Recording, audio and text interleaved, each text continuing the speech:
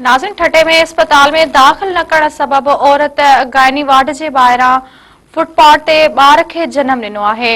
इन हवाले सां असां सां टेलीफोन लाइन ते मौजूद आहिनि उमर कुंभार। जी उमर, कहिड़ा तफ़सील आहिनि?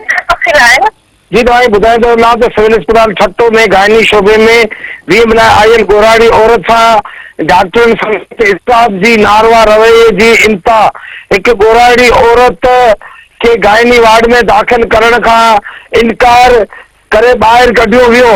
मला बिरादरी जे हिकु 20 लाइ आंदल गोराड़ी औरत वार्ड जे 12 मासूम ॿार खे जनम ॾिनो ऐं ॿियनि मरीज़नि जे वारसनि पेची करे एहतजाज ऐं मुदाख़लत बैदि औरत ऐं संदसि ॿार खे वार्ड में दाख़िल करायो।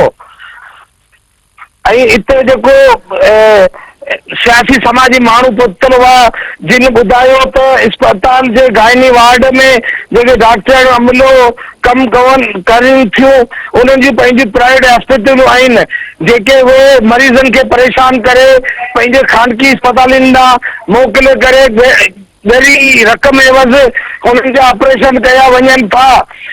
ऐं जेको सो गवर्नमेंट खां मुतालबो कयो वियो आहे त मला बिरादरी जे गोराड़ी औरत सां इंसाफ़ कयो वञे ऐं डॉक्टरनि जे नारवा सलूक जो फौरन तुर्त जेको सो उनजो वरितो वञे एक्शन ऐं आइंदा जे लाइ अहिड़ी का शिकायत न थिए।